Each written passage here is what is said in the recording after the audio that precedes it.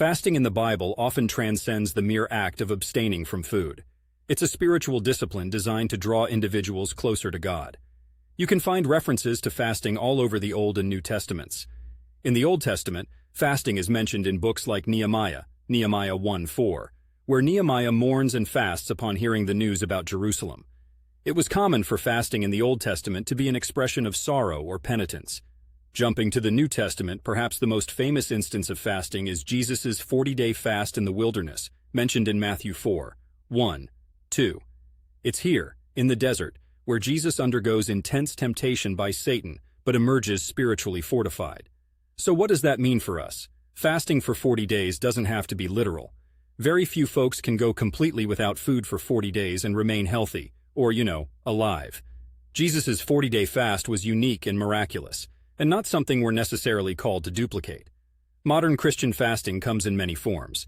Some people may choose a particular item or food group to fast from, like meat or sweets. This is where your mention of becoming vegan might come in. People sometimes adopt a plant-based diet during a fast for spiritual reasons or to prioritize simplicity and self-discipline. Intermittent fasting is another method, perhaps only eating within a certain time window each day. It's more about moderation and reflecting on your dependence on God than full abstention.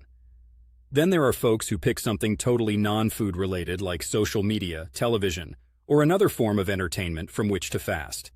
The key isn't so much in the specifics of what you give up, but in the intention behind it.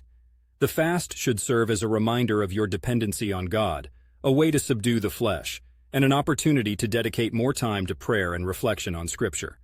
Remember, if you're considering a fast, especially one where you give up all food, you should consult your doctor. It's important to stay safe and take care of the temple God's given you. And as a Portland resident, I'm all about that holistic health. For those considering a fast, it can be an enriching, albeit challenging, spiritual discipline. Whether it's refraining from a beloved food or another beloved part of your daily routine, it's the sacrifice and intention that count.